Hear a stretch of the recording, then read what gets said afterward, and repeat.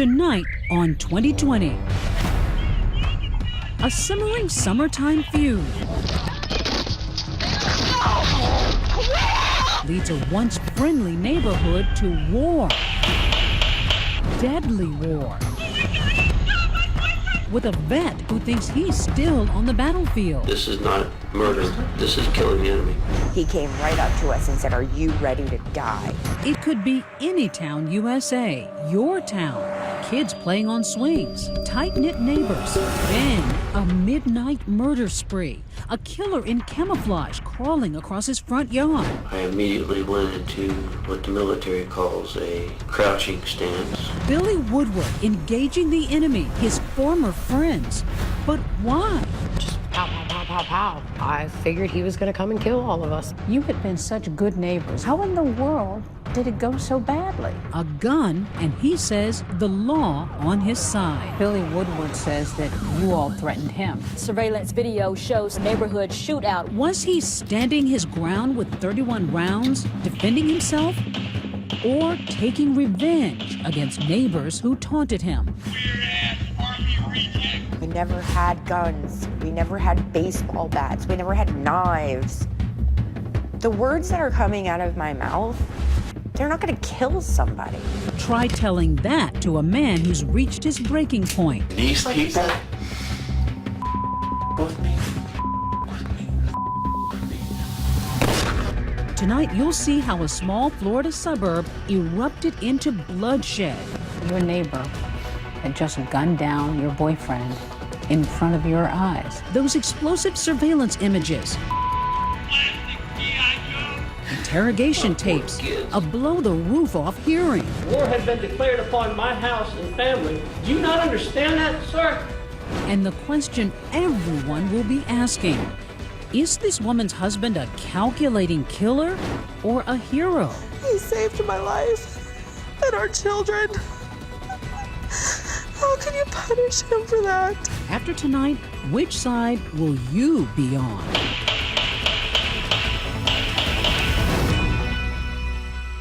Good evening. Right here tonight, you're about to see how those few minutes of gunfire, 31 rounds caught on surveillance video, will change a neighborhood forever. Friends, the kind you'd hang out with, turning on each other to set off the war next door. But why? That's the big question, and it's part of the debate raging across this country, Elizabeth, that controversial stand your ground law in 29 states. And the question, is it ever justifiable or just a blanket excuse to kill when in the wrong hands? So before tonight's show is over, you might be asking yourself, who's the bully here and who's the real victim? Once again, here's Deborah Roberts.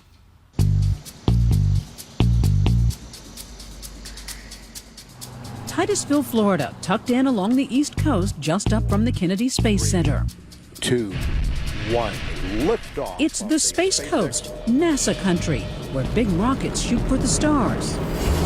But among 3 homes on Smith Drive, a more earthly matter put this city in the headlines, a vicious neighborhood feud. The trouble begins here at Billy and Barbara Woodward's house. Parents of 2 kids, she works in HR, he's at home on disability. A Gulf War vet, he says he suffers from PTSD and anxiety, treated with a shoebox full of prescriptions. Across the street, Billy's good friend, Gary Hembry, lives with his girlfriend, Kim Salisbury, and their children. What was the relationship like between you two and the Woodwards? I get the impression that there was a good relationship. Gary knew them for years and years. Our kids would go on hay rides with him. It seemed fine. They were so close, Woodward even loaned Gary money. Gary's house was bursting at the seams. An old friend, Roger Pichor, and his girlfriend had moved in with her children. The crowd from Gary's home often spilled next door into the yard of welder Tim Blake and his wife, Carrie. I thought it was a nice place. I mean, all the neighbors seemed really nice. You know, it was very quiet, quaint. Kids were playing all the time. A tight group of neighbors all getting along. Billy's wife, Barbara, still recalls the happy days on Smith Drive when all the children played together. Is that the swing set that you put up? I saved for years to buy that swing set. All the kids would come over and play on it. My daughter loved it. They even bond over chickens. Billy decides to raise some in his yard. Not exactly legal, but no one seems to mind. He considers them therapy animals. They were like pets. You could pick them up and handle them. They were very friendly. How many would you guess you had? I don't know, about 20 or so. Oh. Life was mostly fine until an incident with a birthday present. Billy and Barbara's daughter Ava was turning 12.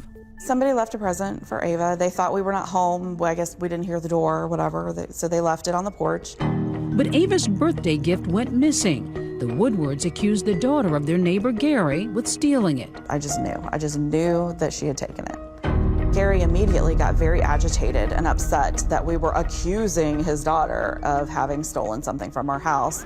Billy and Barbara called the police. Gary's daughter's in tears. It was a bad scene. The families in those 3 houses along Smith Drive now at battle stations. It's Billy and Barbara Woodward versus everybody else. Gary and Kim, Roger, and the Blakes next door. Photos from that day show Billy, the man who loved those chickens, flipping the bird. And although he denies it, the neighbors say Billy also brandished a weapon. Billy lifted his shirt up and showed us his gun. Billy flashed the gun and hold it up. Said, anybody come out there. Come on out here in the street. We'll get it done right now.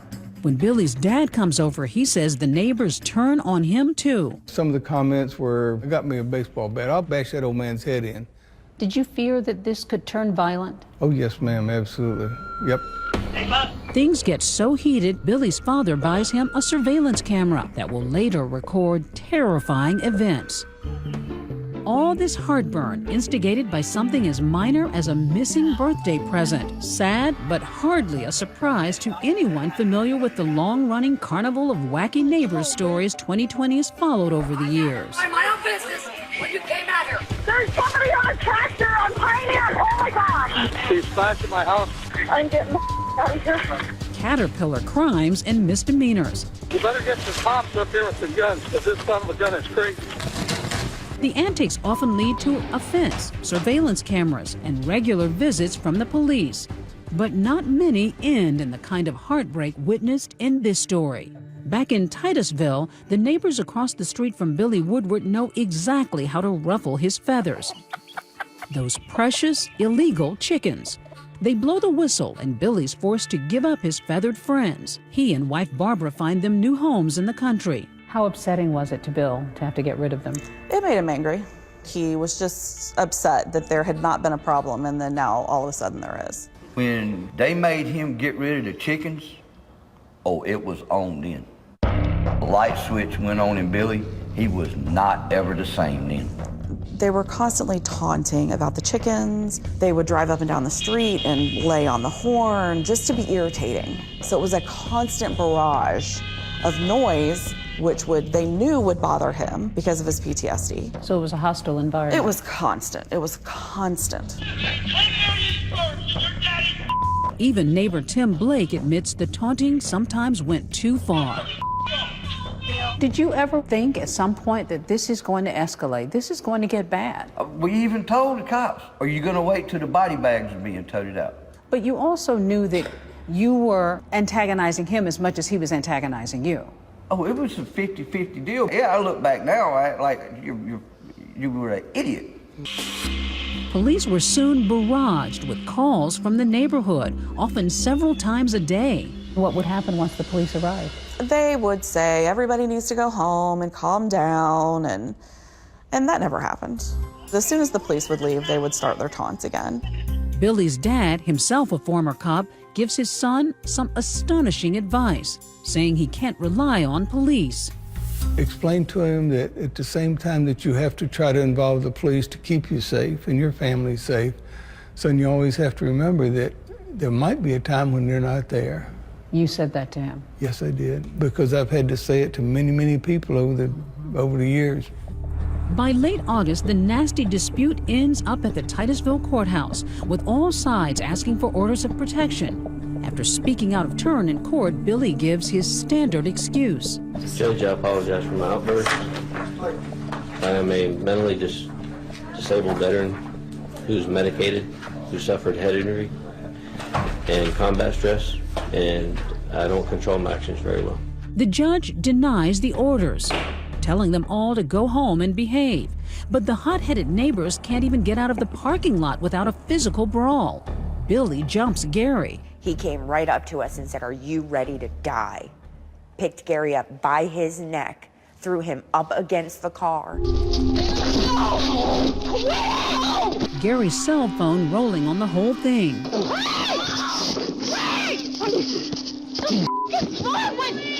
You psychopath! I'm okay.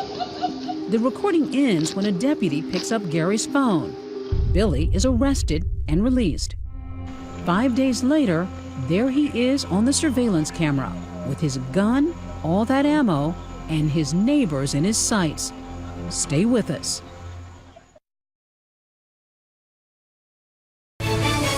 Now back to 2020's The War Next Door with Deborah Roberts. The sun has set on a fateful Labor Day weekend in Titusville, Florida, the traditional end of a long, hot summer, the first Monday of September, and the last straw in a neighborhood feud, pitting Billy and Barbara Woodward against the folks across the street on Smith Drive. Gary Hembry and his girlfriend Kim Salisbury, their house guest Roger Pichor, and next door Tim and Carrie Blake. Enter the gunman, Billy Woodward, crawling on all fours into the frame of his own surveillance camera. I kept on crawling. I was on a military mission. I was going to end this war. It's just past midnight. He's slipping out of his home where his wife and 2 children are asleep to spy on his neighbors and the remains of a rowdy barbecue across the street. When you hunt down an enemy, patience is a virtue. If you have no patience, you're not going to make a good soldier. The next time we see him on that surveillance camera, Billy's across the street, approaching Roger and his son who'd been wrestling on the lawn. Roger's son jumped off his back when he saw me, and I shot Roger in the torso. You'll have to listen to the video to count the amount of times. Right now I can't tell you. Okay. He slumped to the ground. What's striking is how calm he is, how methodical and emotionless. Billy now turns his gun on Tim Blake, standing in his carport. I followed him to his garage. He tried to go inside the door. I put rounds into his torso until he slumped to the ground.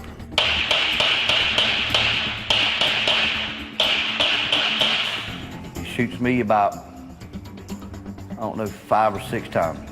Did he say anything? No, he was smiling. Smiling. Smiling.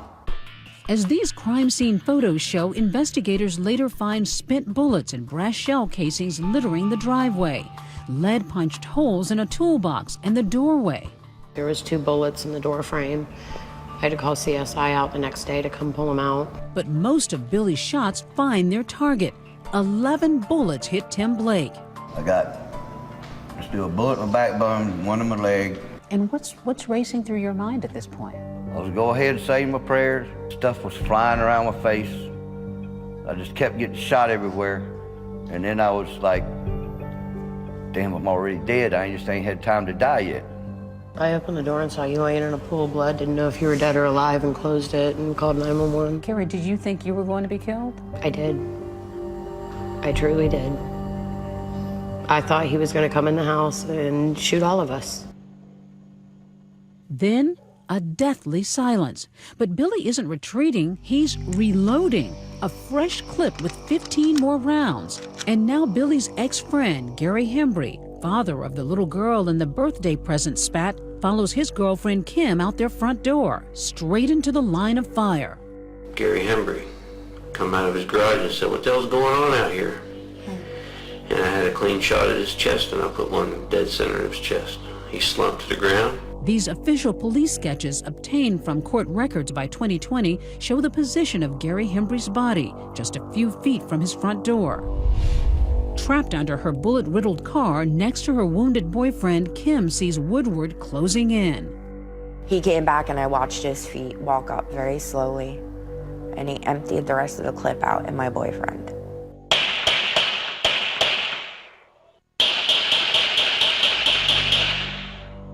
At some point, Billy returns to his first victim, Roger, with Roger's son watching in horror.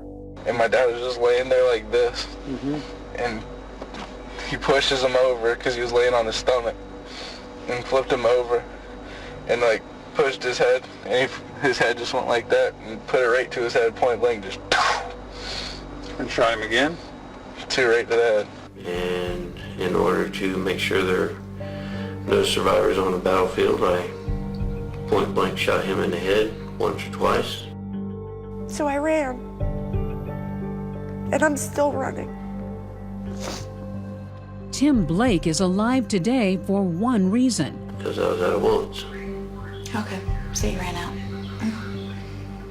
I used 31 rounds. Two 15-round clips and one in the chamber. And you ran dry?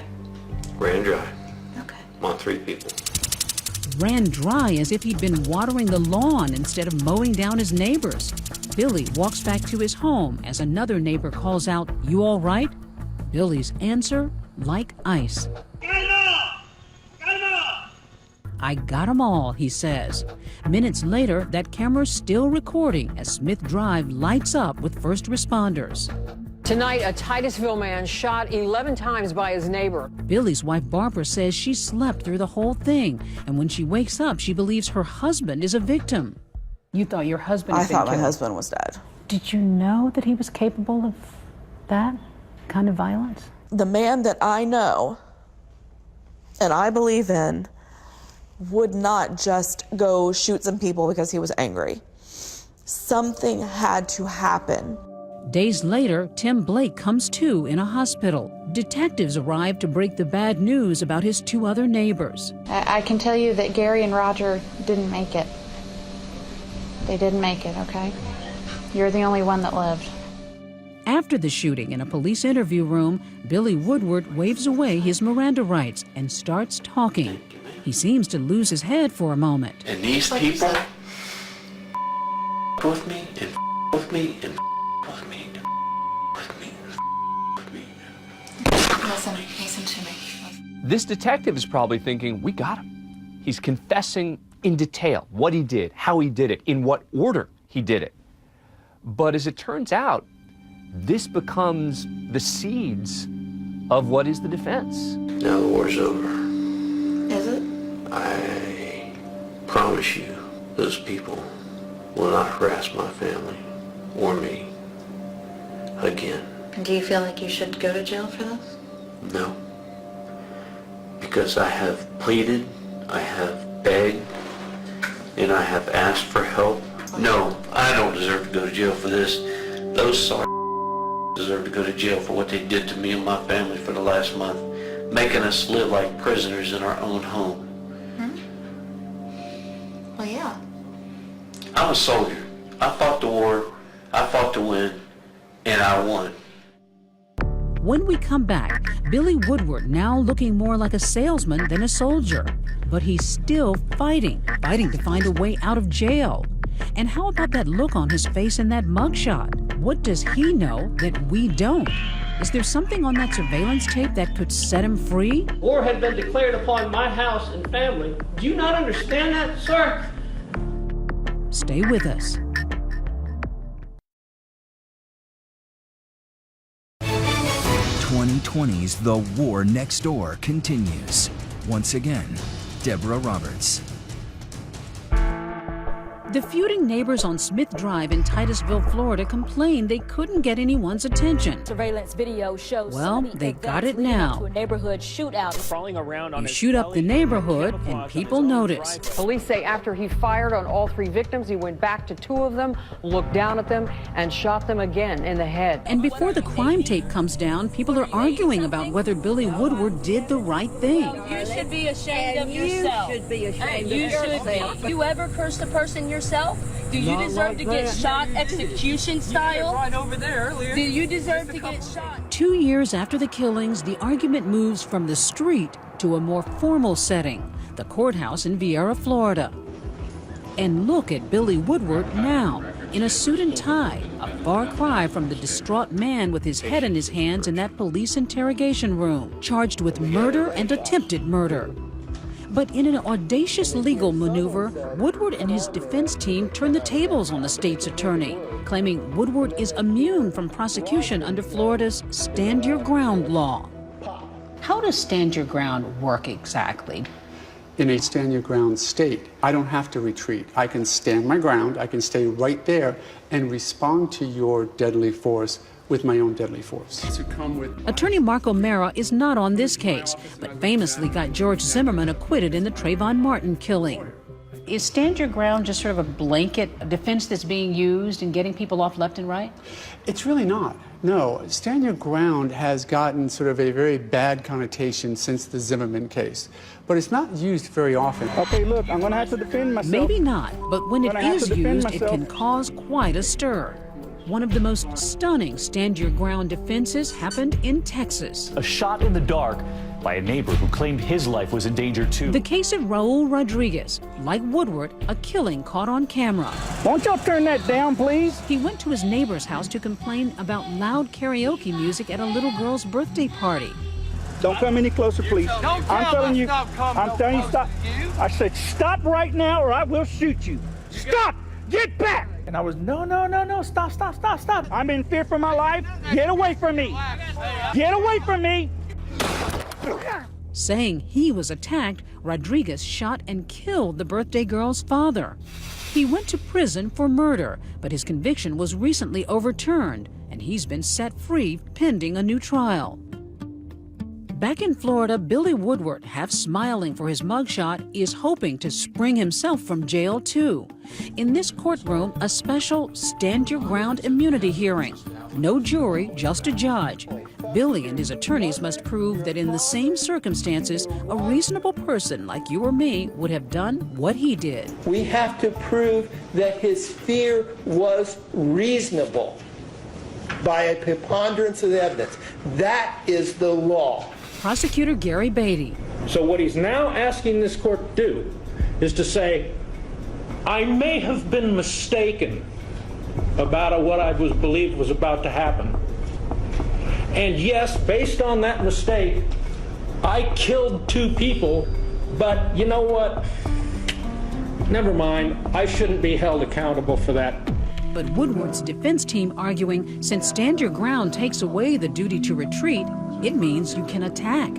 And you are allowed to continue that use of deadly force until the threat is totally eradicated. And that is what Mr. Woodward did.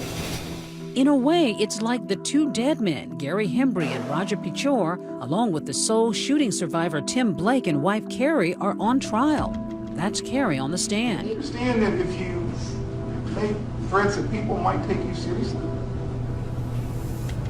At this point, nobody was taken seriously.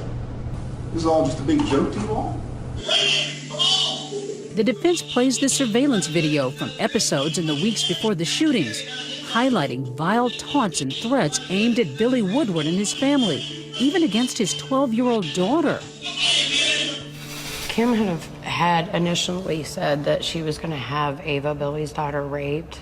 And I made a comment as well, something about, yeah, and we're going to pay him to do it or something, because I was in the heat of the moment, hot-headed. You've got daughters. I do.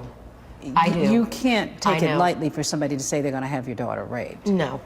But he had also come outside numerous times and told everyone he was going to kill them. He was going to come in our houses when we were sleeping and take all of us out, including our dogs. Billy said this to you all? Billy said this to us, yes. Gary Hembry's girlfriend Kim Sillsbury is named as one of the ringleaders in harassing the Woodwards, but she denies some of the allegations. Did you threaten to burn down his house? No. Did you threaten to do anything to them? Not that I remember, no. Did you ever threaten to get somebody to rape his daughter? That's ridiculous. I have children. I had never gone out of my way to be violent to that man, and anything that I did say or could have said or may have said that I remember or don't remember, I never would have hurt anybody's child, ever. Billy Woodward says that you all threatened him. The words that are coming out of my mouth, they're not going to kill somebody. What do you say to someone who might say that you all sort of provoked some kind of violence here. Nobody has the right to take someone else's life. Nobody has that right. Mark O'Mara says the immunity hearing could backfire. Was this a big gamble for his defense team? In my opinion, it is. You have to put your client on the stand, and that's always a risk. Tomorrow, we expect to hear from the defendant who was accused of killing his neighbors. Still ahead, Billy Woodward takes the stand, delivering powerful testimony. If I'm inside my house, I'm trapped like a rat. And stunning claims that he believed the neighbors were armed with more than sharp tongues that night. A baseball bat, gunshots, and a firebomb. Are those neighbors really innocent victims? Stay with us. 2020 continues with The War Next Door. Here again, Deborah Roberts. They patched up the bullet holes and swept away the lead. But now the state of Florida wants someone to pay for the shooting of 3 neighbors. And it's turning out to be trickier than expected.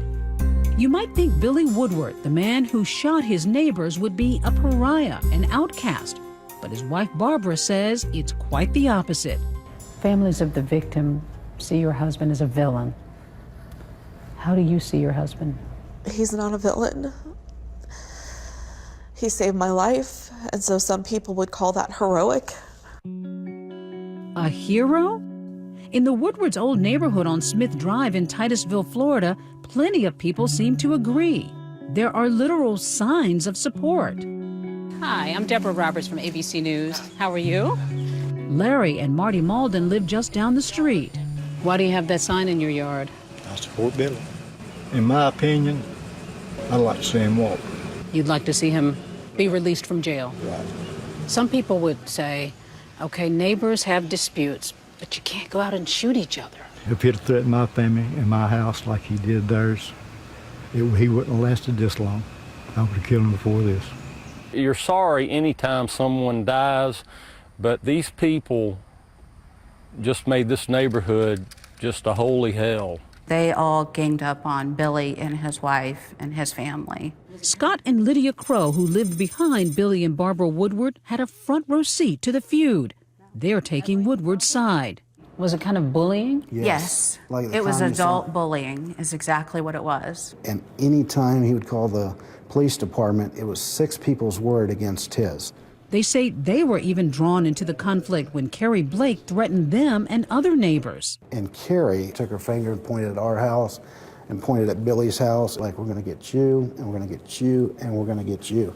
Okay. Sir, come on up here and take the witness stand. Back at the courthouse, Woodward's defending himself during a stand your ground hearing.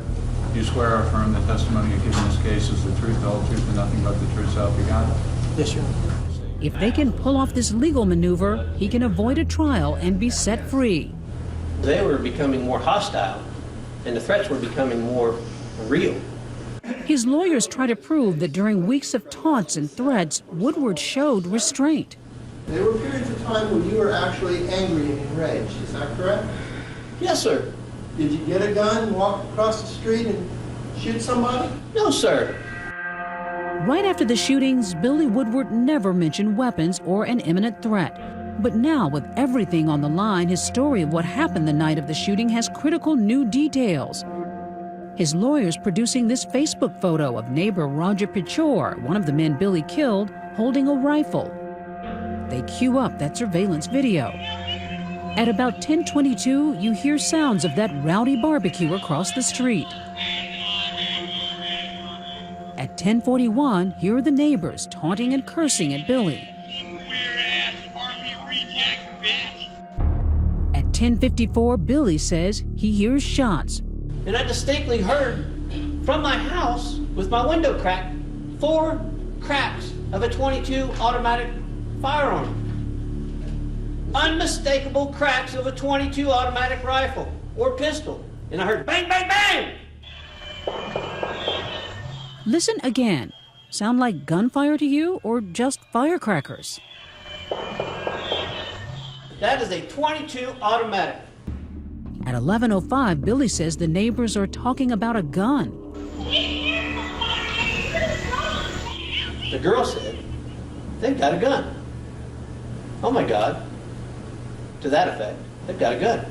So at that point in time, what's going through your head? Death for me and my family. And now they're serious.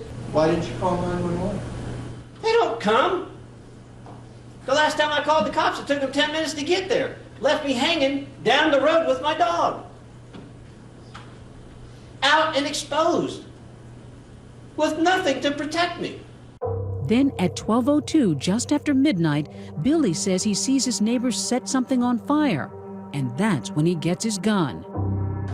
Now, what about that caused you to arm yourself? Because I didn't know if that was a Molotov cocktail fixing to come through and into my house. This is the key to the defense. He says he hears gunshots. He thinks he sees a Molotov cocktail being created. He's now in imminent fear for himself and the safety of his family. That's the makings of a classic stand your ground defense. If I'm inside my house, I'm trapped like a rat. Outside now with his gun and extra ammo, the former soldier says he hears the men planning to come get him. It's a gathering of the forces. It caused me to snap into action and do what I did. Is that where you were at that point in time? Were you in war? You doggone right I was. War had been declared upon my house and family and myself. Now I'm the only living link between my wife and children in imminent death. Do you not understand that, sir? So you're convinced, Barbara, that it was your life or their life? Yes. I believe him. I believe in him, and I believe what he saw and heard that night gave him no other choice. The survivors deny there was any real threat to Billy Woodward that night. Nobody planned nothing to go get Billy. We're going to go get him, no. As for Roger's gun, nothing more than a toy, says Kim Sillsbury, who lived in the same house. In fact, police say none of the victims were armed, something Woodward acknowledges in his first recorded interview with police at the scene. Was he armed? He was unarmed, sir. He was unarmed? Okay, what about the other two people that were shot? They were unarmed, sir. But at the hearing, Woodward now says he thought the neighbors did have weapons. He says Roger had an aluminum baseball bat in his hands. And you're going to hear that baseball bat fall to the ground as I shoot him. His lawyers play surveillance video. Listen to the sound just after the second gunshot. They say that's the sound of an aluminum bat hitting the pavement. But police did not find a bat at the scene. The scene was cleaned up. The gun was gone, the bat was gone, the pipe was gone. The scene was cleaned up, and that's why everybody thinks they were unarmed. They were not unarmed. Woodward says he thought Gary Hembry was pointing a gun at him, that only after the killing did he realize what he really had in his hand. Did you learn at that point what was in his hand? After the fact, a coffee mug, sir. A coffee mug. Then, under cross-examination, This was a military operation as far as you are concerned, correct? the strangest moment, the talkative Woodward suddenly at a loss for words. Mr. Woodward? Mr. Woodward? One moment, please. When he does respond, it doesn't get much better. You told the officer that you were back on the battlefield? Yes, sir. Okay. I was trained. How much time did you personally spend in infantry combat on the battlefield? Infantry combat? Yes, sir. Zero. Zero? Full guard duty, sir. After a week of testimony, Judge James Earp must now decide whether Woodward goes to trial or goes free. In a case like this, an analysis seems to suggest that this immunity hearing was not going to be granted because there was no good argument that the threat was imminent, that he was responding to. Just hours later, Judge Earp is back on the bench, ready to rule. If you'd like to get up and leave after you know what the ruling is, you're welcome to do that, of course. When we come back, the ruling that will decide whether Billy Woodward was standing his ground on his neighbor's lawn. Stay with us. 2020 continues with The War Next Door. Once again, Deborah Roberts. The only relevant concept to me. Judge James Earp returns to the bench in the Viera, Florida courthouse, ready to rule on whether Billy Woodward was some kind of neighborhood hero standing his ground, saving his family, or whether he's just another accused killer with a grudge and a gun. Turns out Woodward's about to have another very bad day. This is an order denying his claim of immunity pursuant to Florida Statute 776.032. A judge rejected a Titusville veteran's claim that he shot his neighbors in self-defense. He called William Woodward the aggressor in this case. The judge is essentially saying that he doesn't buy the defense, that it was reasonable to believe that there was an imminent threat to him or his family. And in fact, the judge is saying he thinks it was a preemptive strike. This defendant did not exercise self-defense. This defendant did not stand his ground. And that means William Woodward now faces trial for murder and attempted murder. Woodward's lawyer, Robert Berry, hopes a jury will be more sympathetic. If we end up in trial, we're going to put on the same exact defense. Do you have a guess about the chances for acquittal for Billy Woodward in this case? If I were to guess, the facts are too much against him. The way he did what he did was too rational. It was too planned out. Some neighbors have feuds. Some neighbors build fences. But your husband shot his dead. Could your husband have done something different? He could have waited for them to come across the street and shoot him, and then we would all be dead. This is a difficult question, but did these men deserve to die? I don't know. I can't answer that. Do you think that he deserves to be punished?